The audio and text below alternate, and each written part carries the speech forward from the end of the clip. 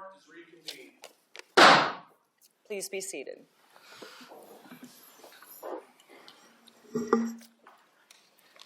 Welcome back to the Washington State Supreme Court. It's Thursday, January 15th, and the second case this morning is N. Ray David, is it Ruzumna?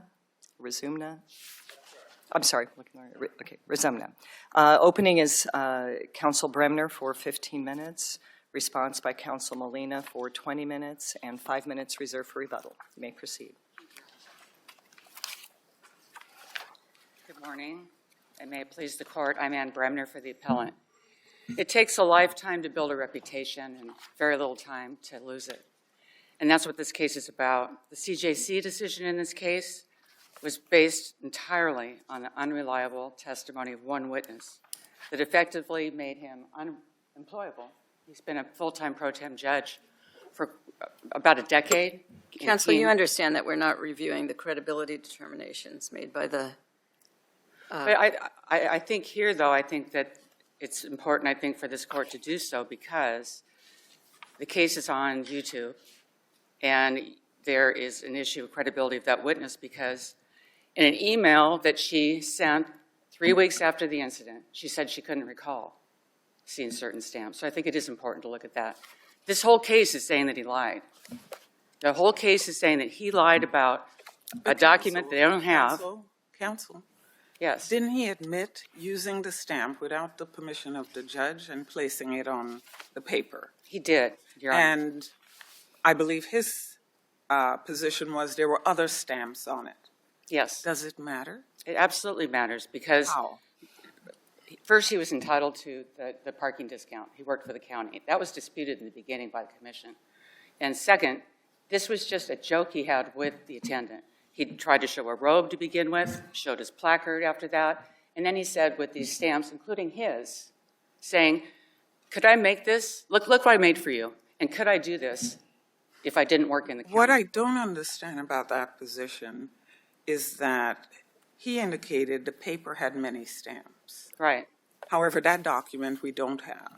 Your Honor, exactly. We don't have the document. This is But the one that we do have, it appears it was the garage person took a photo of the document.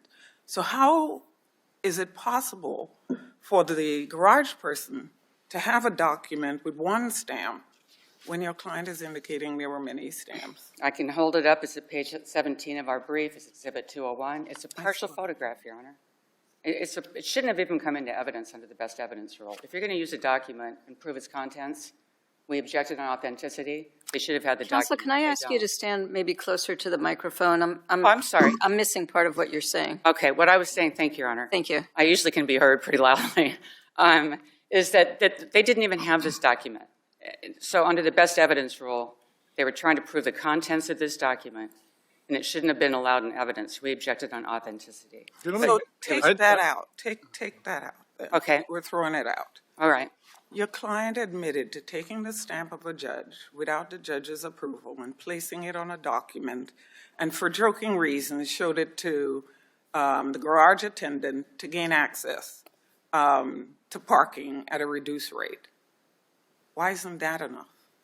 I'm sorry, enough for a violation, Your Honor? For a violation. Because this was not any attempt in any way as an official document. Even the parking attendant supervisor said that she didn't think it was official. Forget that. What about the judge's stamp without the judge's approval? Well, they had a relationship where they would joke around and everything else, and so it was something that he basically took a stamp from the courtroom, a stamp that had her name, then he had stamps from his backpack that he stamped at the bottom. And The judge pretty clearly testified that he had no permission to do that, and she was appalled that he did it. Yeah, but I think, Your Honor, that's a good question. It was raised in the hearing that all she was presented with was this. Your signature stamp was used by him to get a discount. Nothing else about the context, about that he's joking, he had other stamps on there, that he tried to show his robe or anything else. And that he believed he was entitled to the discount, and that was true from emails he'd gotten about the Goat Hill Garage being closed on Saturdays, other pro tems looking for the same discount, et cetera. So, of course, it's like the game of telegraph or telephone or whatever you call it now with the internet. You get this much information coming in to the judge, just like with Judge O'Toole. Oh, that's appalling, because they heard just a little snap, which was he used her stamp to get in with a discount. That wasn't the evidence. But that's what she heard, and that's why she was offended. Likewise, with Judge O'Toole called it perjury, or excuse me, forgery.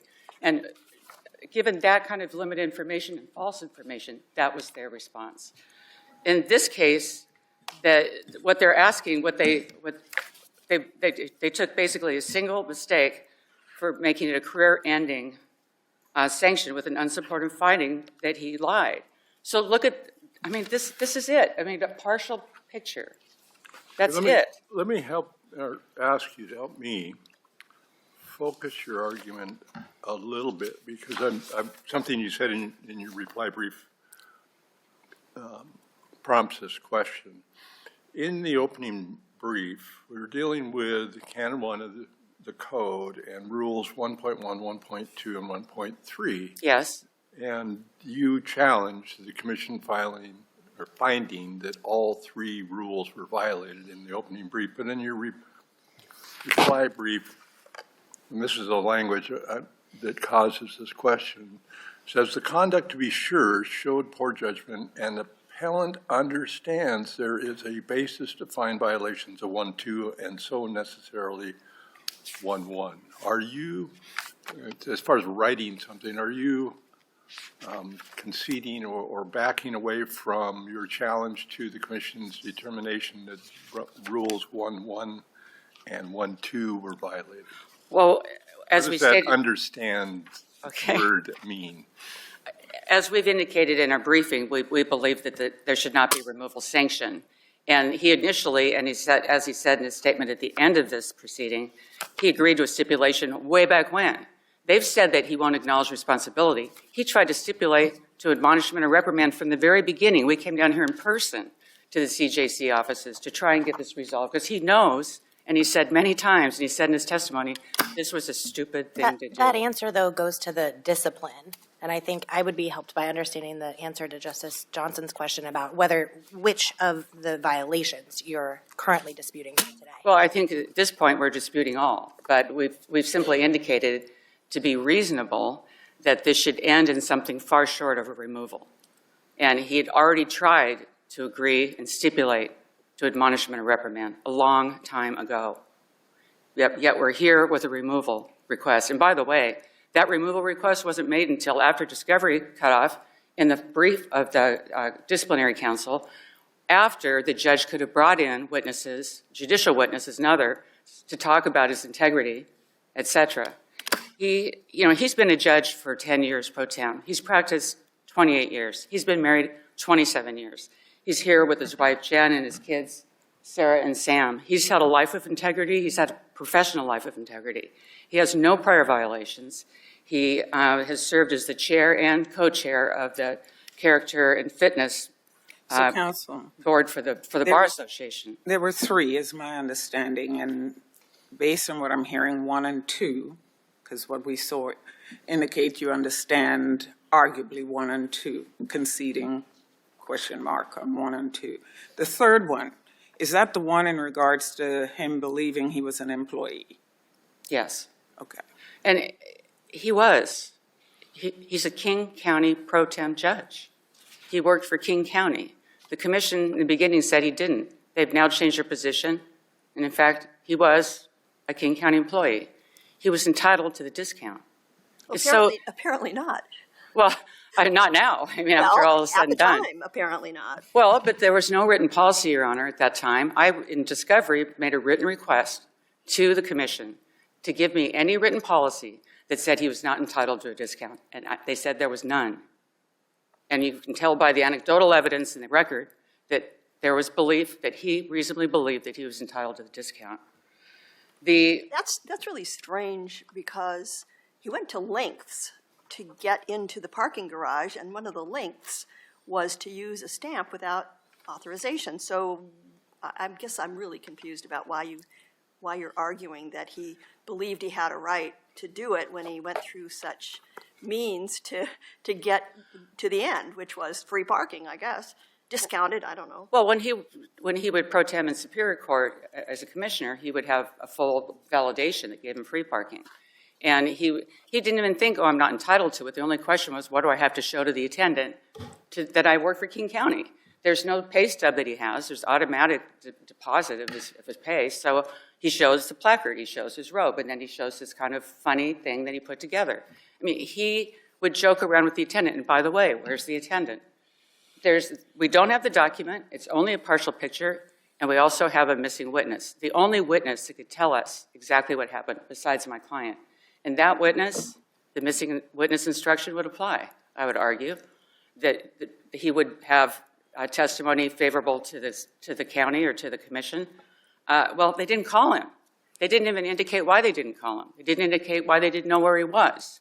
And yet they based this case on presumably what he would have to say, whether this was joking or anything else. So we can presume under the missing witness instruction that he wouldn't have favorable testimony to the other side. That this case was one on YouTube. They used incendiary language like fraud, lying, etc. And they've already said this was minor, what he did. This is in their briefing.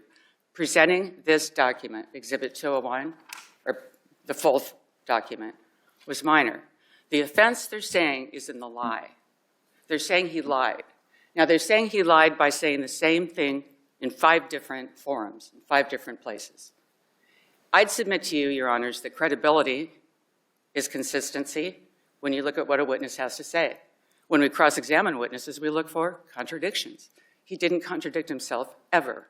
He always said the same thing, and he always said he was sorry. It was a really dumb thing he did.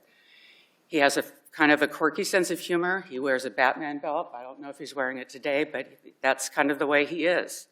And that's the way he was just joking, and he can't believe it's come to all of this, and I can't either.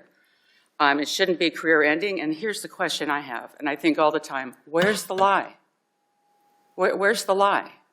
How have they proved that he lied? They don't have the witness in the booth. They don't have the full document. And he said he had small stamps of his own. How do you ever take a judge's stamp and use it on a document that you have no authority for? I've been a lawyer and a judge for over 40 years. I can't even imagine taking a judge's stamp and using it for my own purposes. But, Your Honor, it wasn't for that purpose. I mean, that we have to go back to what was in his mind at that time. And he just put a bunch of stamps on a piece of paper. Including one of a judge. That's true. And he totally, he admits it. He's admitted it over and over and over again. He did not use it to get the benefit he wasn't entitled to. And it was one of many stamps. And he said, basically, how could I have made this if I didn't have access, if I wasn't in chambers, if I wasn't in a courtroom? The county's seal or stamp is from the courtroom. The other is from the chambers. That's it. He was pro temping for her that day. And the other stamps that he put on there were his. How in the world, including the parking supervisor, how in the world would anyone think that's an official document to get a discount? And by the way, why would anybody take their whole career in their hands and throw it out to get a discount to park in the Goat Hill garage? I mean, it just defies reason.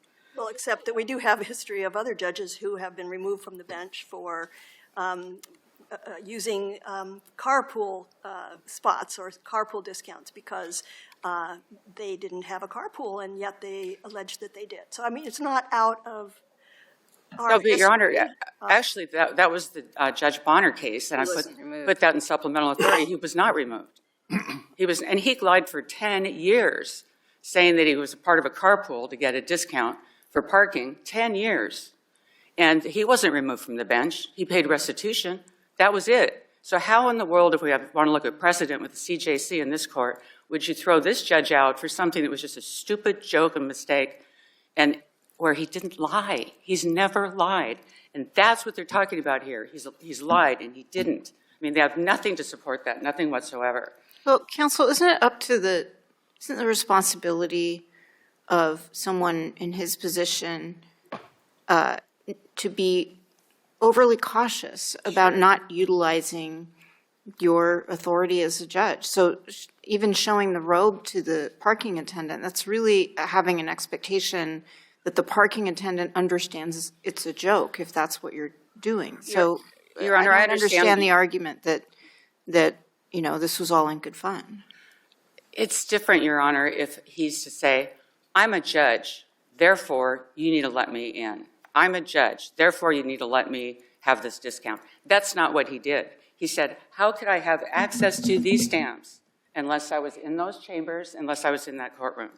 Those are decidedly different scenarios, I would submit to the court. The hearing should have been in person when we're talking about credibility. I don't know why the CJC persists in having Zoom hearings, especially when you're looking at whether or not they're saying he's a liar. I mean, that's just, to me, fundamentally unfair and doesn't serve justice. That the commission, they're basically judge, jury, and executioner. They investigate the case. They try the case. They sentence the case.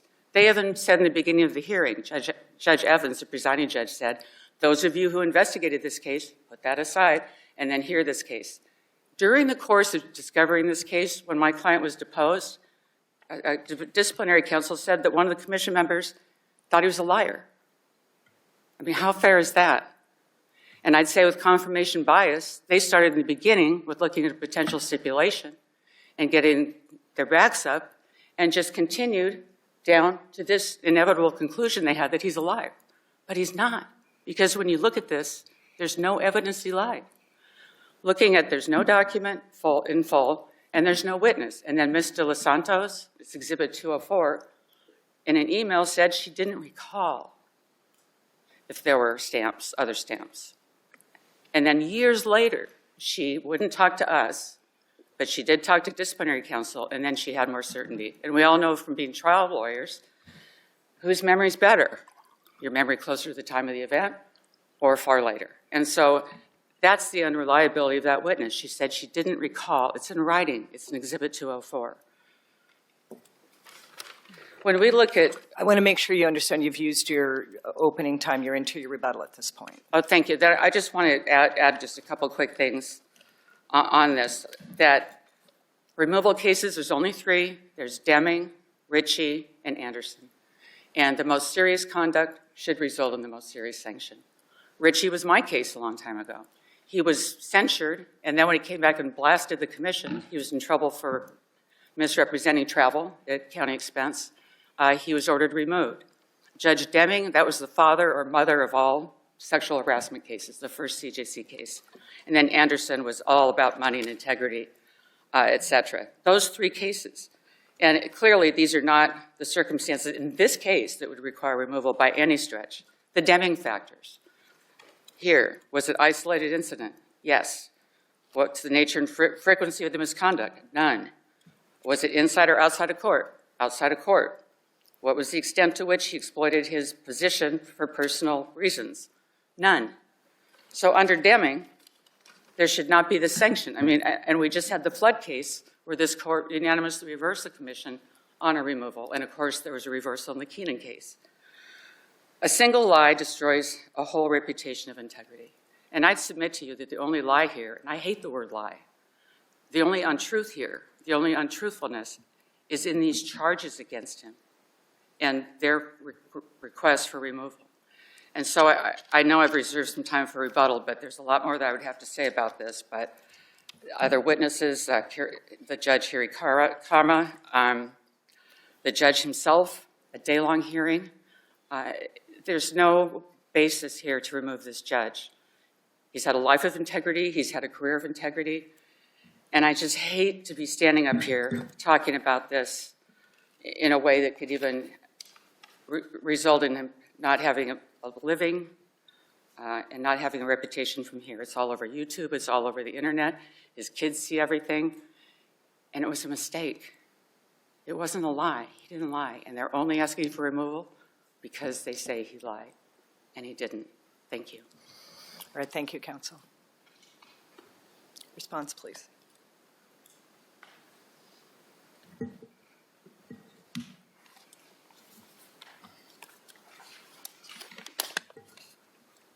Good morning, Chief Justice, and may it please the court. My name is Victoria Molina with Burns Keller Cromwell on behalf of Respondent, the Commission on Judicial Conduct. This case is not about a joke. It is not about a farcical document or even a parking discount. It is about the misuse of judicial authority, lack of accountability, and dishonesty. Removal is appropriate for 3 reasons. First, as the Commission unanimously found, Judge Ruzumna lied repeatedly over the course of a year about what he had done. He lied to the court's personnel director, Mr. Whitley. He lied to the commission in his answer to the statement of allegations. He lied in his deposition. And finally, he lied during his hearing. Counsel, I agree that those were the facts that were found. My question is about proportionality, because it was also found that Judge Fred Bonner lied for quite a longer period of time, and he was not subject to removal. And as opposing counsel said in this court's recent decision in the Tracy Flood case, the court, in their decision, I didn't sit on that one, reversed the sanction of removal for some very serious violations. How is this proportionate to the Bonner decision and the Flood decision? This is proportionate to those decisions because in Bonner, while Judge Bonner did lie in regards to getting the carpool, he took accountability as soon as he was confronted with the information. And Bonner shows that the discipline was appropriate here, in this case, and that is in line with how the commission has handled these types of cases in the past. And that case actually does not help appellant for 4 reasons. Judge Bonner stipulated to censure. He agreed he would not serve again without commission approval. He accepted responsibility of the dishonesty. And unlike Judge Ruzumna, he did not exploit his judicial capacity. The carpool, he never said, I'm going to get carpool because I'm a judge, or I'm going to use court stamps, the court seal, the judge that I'm... It strikes me that the list of factors are identical in both cases except for the last one. And you're saying that that one is the one that justifies removal rather than censure. It does, Your Honor. And this court has seen that. And actually, even in Anderson, where removal was given in that case, one of the mitigating factors that this court looked at was, when considering the sanction, was that what Judge Anderson had done there was not, he did not exploit, the misconduct that he engaged in was not he did not exploit being a judge. The misconduct that he did was, being a representative for a company, taking a gift as a car, but none of those things dealt with his position as a judge. And that was one of the mitigating factors this court looked at. In this case, that's very different. That's not a mitigating factor. That's an aggravating factor. And we posed to this court that is one of the most aggravating ones. He exploited his judicial capacity in order to, and he says it as, I wanted to show that I had access to these stamps, and I wanted to show that how can I not be an employee that I have access to these things.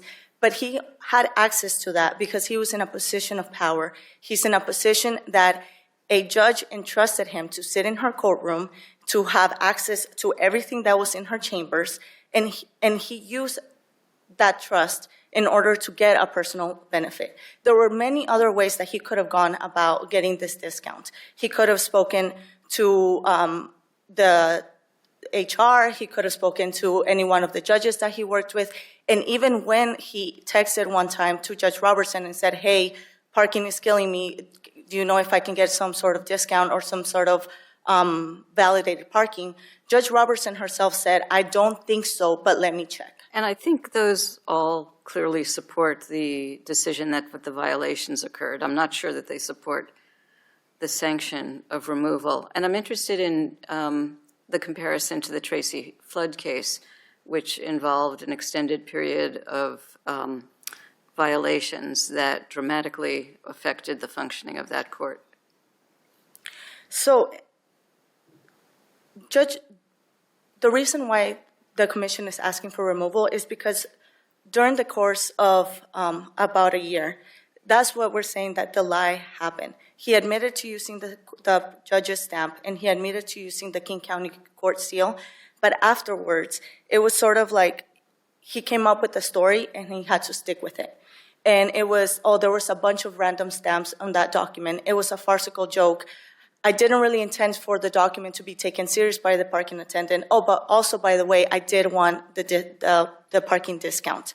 So it was, unlike for Judge Flood, he did not take responsibility for his actions, and he did just the opposite. He minimized his conduct, said it was a joke and a farce, and there was no acknowledgement of the gravity of what he had done. It was always, oh, why are you guys making such a big deal about this? This was just a joke. And beyond not accepting responsibility, he blamed the Chief District Court Judge, Judge York, called him the weasel is, quote, misconstruing everything. He blamed disciplinary counsel. He blamed Ms. De Los Santos, the garage parking manager, saying that she's motivated to embellish her testimony about the picture that she took of the document, when during the hearing she was unequivocally said there was only 2 stamps in that document. And when she was specifically asked, why did you not take a picture of the full document? Like, why is there a section that's cropped up? She said, I only took a picture of the portions that were visible. I didn't think there was a need to take a picture of empty space. And she was asked, did you look at it front? Did you look at it backwards? And again, I think that totally supports the findings of the violations. I'm not sure it shows proportionality with sanctions imposed in other cases. Your Honor, one of the damning factors is the exploitation and power imbalance. And that was one of the critical points that the commission really focused on. And there are 10 members, very diverse members that were part of this panel. 4 of them are part of the public, 3 are judges, and 3 are attorneys. And the members that were part of the public specifically said that Judge Ruzumna, trying to convince an everyday worker who he described as an African-American gentleman, short in stature, to whom English was not his first language, showing him for a period of time of 1 month, showing him his robe, showing him the placard, trying to get him to do the discount. While he wants to portray that as like a joking relationship, it was obviously not a joke to the parking attendant, because he took that letter and he went to his manager's office. He left his station, went to his manager's office and asked her, can we give this person a discount? He was asking that parking attendant to deviate from what he knows is the standard requirement for all other people that park in that garage, which is to have a King County employee badge in order to get a discount. There was a decal right there at the exit that said something to the effect of no King County badge, no discount. So what Judge Ruzumna was doing was not just, hey, I'm going to be fun about drafting a letter and using court stamps, which I don't have a right to do for this reason, but also I'm going to ask a member of the public, a person that is just doing his job, to deviate from that because I'm showing him this document, because I think I am entitled to it. That is what, there is a power imbalance. There was a power imbalance. And his request to the parking attendant was not fair on the parking attendant. And he didn't take it as a joke. And then when he is confronted with all of this information, when he is confronted with his actions, he is trying to make light of it. And in Anderson, one of the main reasons why this court decided to sanction the judge and remove him was because they felt that he was not taking accountability for his actions. The judges failed, and then this court said that the judge's failure to understand or his willful denial of the magnitude of his misconduct demonstrated to this court his disregard of the importance of the integrity for the judiciary. So that's what we have here as well. Judge Ruzumna's continuously trying to make light of this shows that he's not really understanding the gravity of his actions. And in Anderson, this court said that by not taking that accountability, it gives the court pause and to believe that something like this could happen again. In the aftermath of the reporting of the incident, the court's executive committee apparently voted to remove Judge Ruzumna as a pro tem for King County District Court. Does what we do here, if it's less than removal, change that outcome or have any relationship to it? It does not, Your Honor.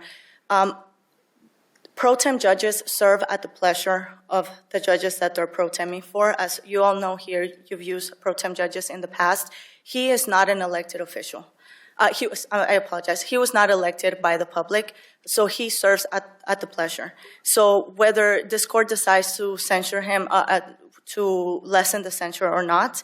The decision by the King County District Court Executive Committee, that stands. And that goes because even in her testimony, Judge Robertson said that she would never want to use Judge Ruzumna as a pro tem again in her courtroom. The other judges that testified, she said something to the same lines. And in this, because the confidence in his work as a pro tem judge, the confidence in the trust that they had of him, the betrayal of that trust weighs really heavily.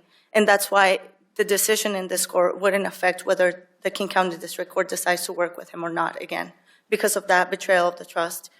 And Can I ask you to go back to the recommendation? I understand there were negotiations early. There was an offer to stipulate that sounded similar. You mentioned, I forget, in the Judge Bonner case, he agreed to stipulate to censure, and it stopped there. Did Judge Ruzumna agree to stipulate to censure?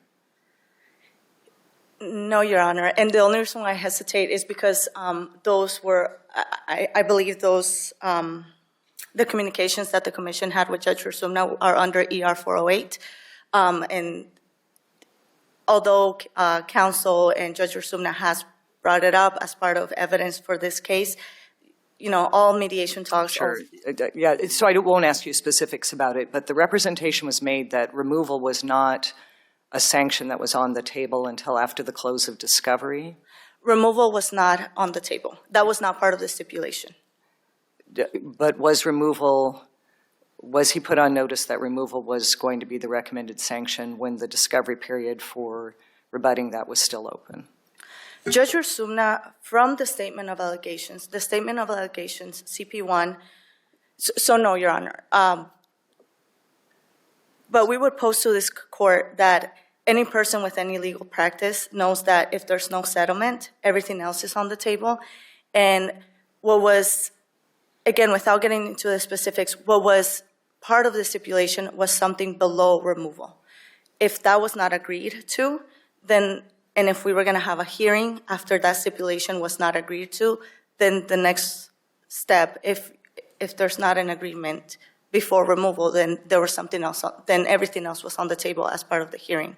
And can I ask, in terms of how you focus on after the charges were brought, that there was continued lack of accountability, lack of acknowledgement, is that the basis for elevating this to removal? Not the conduct, not the initial representation that it was a joke, but the subsequent conduct? And if so, is that seen as an aggravating factor? Is that seen as an additional violation? I'm trying to, it's not really clear to me, honestly, from the briefing, how that fits in under the Deming factors. I mean, there are some other mitigating circumstances, no prior discipline, whereas some of the others had that. You don't talk about experience as an aggravating factor, though that's, so I don't see the commission relying on that. So could you be clear, would this not be a removal case except for what happened after the statement of charges? Yes, Your Honor, because of the lack of dishonesty, or the dishonesty that happened afterwards. Does the commission ever make a determination of what sanction is appropriate at the charging phase? No, Your Honor, they do not. So there's no notice of what the potential outcome could be, or what the commission is seeking at the charging phase? Correct, Your Honor. And not just that, but the language of the statement of allegations and the conduct that gave rise to becoming a public and having the statement of allegations was very specific. It said that the creation of a fraudulent letter and presenting it as an official document in an attempt to gain a discounted parking rate. Right. And that is page 2 of CP1. That's right. And so, and I want to pick up on what the chief was asking, which is, should the commission then have amended its charging document to reflect what it perceives as the most aggravating of the circumstances, which is the lie, you know, the alleged lying during the process? I'm trying to procedurally pick out, you have a charge and then you have conduct that causes you to seek the maximum sanction, but that conduct isn't in the charge. So him not accepting the responsibility and lying, it goes towards the Deming factor of damage of the confidence in the judiciary. Because if you have, like Judge Ruzumna, if somebody is lying in official proceedings under oath, that the commission didn't have to update a statement of charges because the line happened after the procedures started. And that is the very big difference between him and, for example, the Judge Bonner case. In Judge Bonner, there was lying ahead of time. He admitted to it. He agreed to censure. He paid, he made the payments that he needed to make, and he agreed that he was never going to serve again. After you are charged, you, as a judge, I guess what I'm saying is that when judges, if you're charged with something, with an allegation, what is believed that's going to happen is that that judge is going to be truthful throughout the proceedings. And because Judge Ruzumna was not truthful throughout the proceedings, that was seen as an aggravating factor. You are not taking accountability. You're not saying, yes, I'm responsible for this. This was terrible. How can I fix it? Let me know. It was more like, yes, it was wrong to use the stamp, but by the way, it was a joke. Oh, and by the way, there was a bunch of other stamps on there. Oh, and by the way, nobody in their right mind could have ever believed that this was a real document. So it was just a lot of that. Like, not just, yes, I did something wrong. Let me tell you how I'm going to be accountable for it. It was a lot of, yeah, it was wrong, but. And that but, and then that lack of honesty throughout the proceedings is what created the aggravating factors. And I will pose to this court that the driving force of the Code of Judicial Conduct is to enhance and to maintain the public confidence in the integrity of the judiciary. Repeatedly lying under oath in official proceedings does great damage to the public's perception of the judiciary. The judicial system only works because the public accepts as an article of faith that judges are beyond reproach. Everyday people accept the decisions judges makes because they trust them. If that trust breaks down, the system breaks down. All of the commission members joined in an opinion which said that none of them would feel comfortable having one of their loved ones appear before Judge Ruzumna. And that weighs heavily. This court, even during the Judge Flood's hearing, this court said that dishonesty weighs very heavily on your decision and on distinction of sanctions.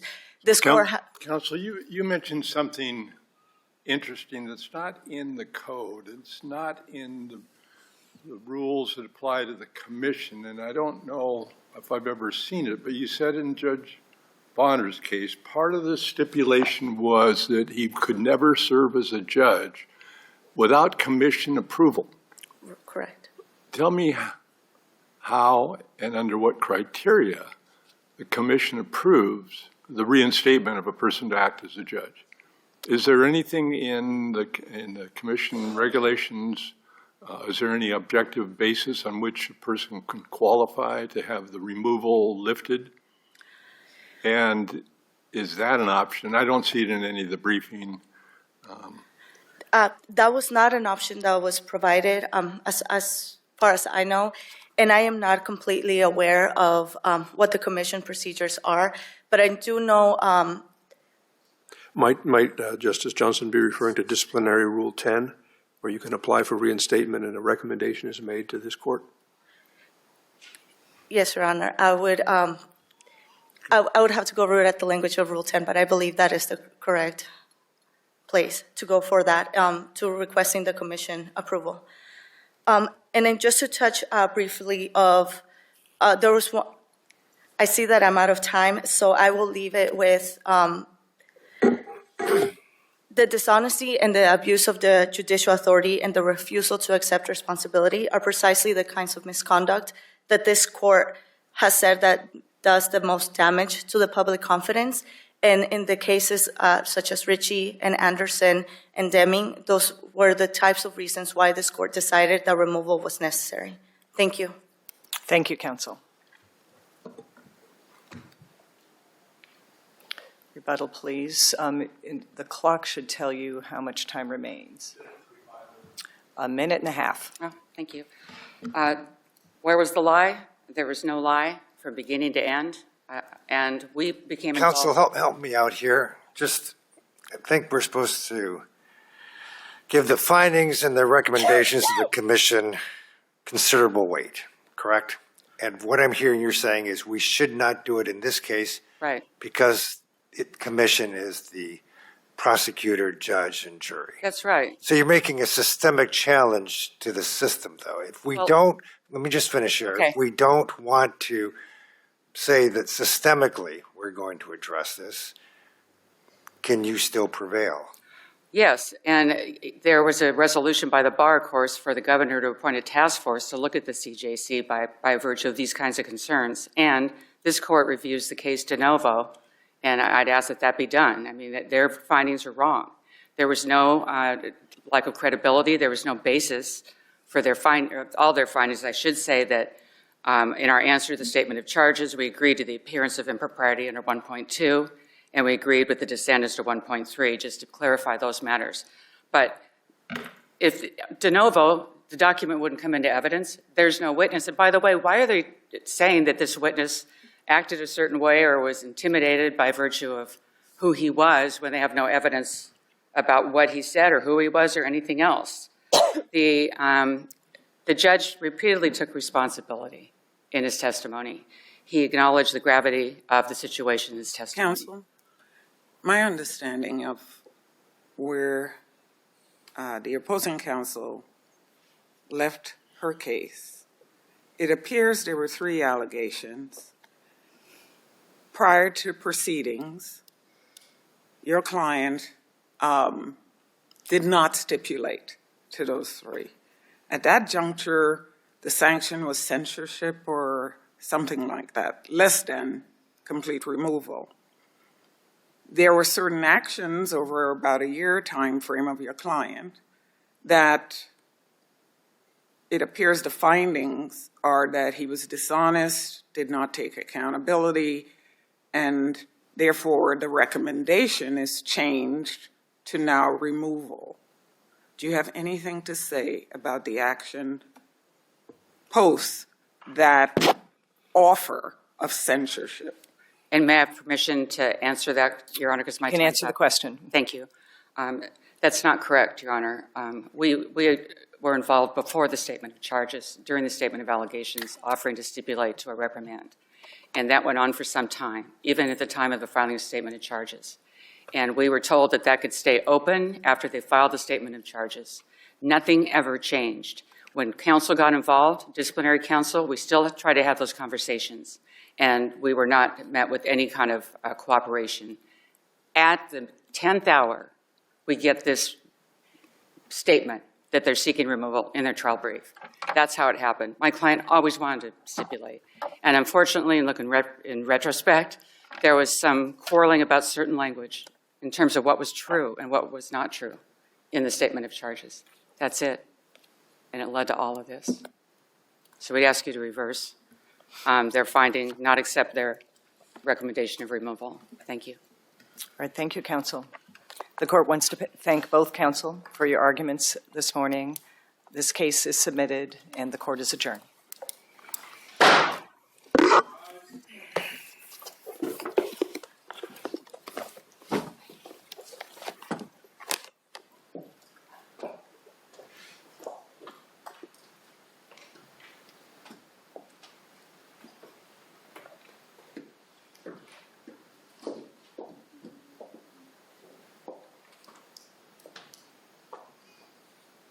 The Supreme Court is adjourned.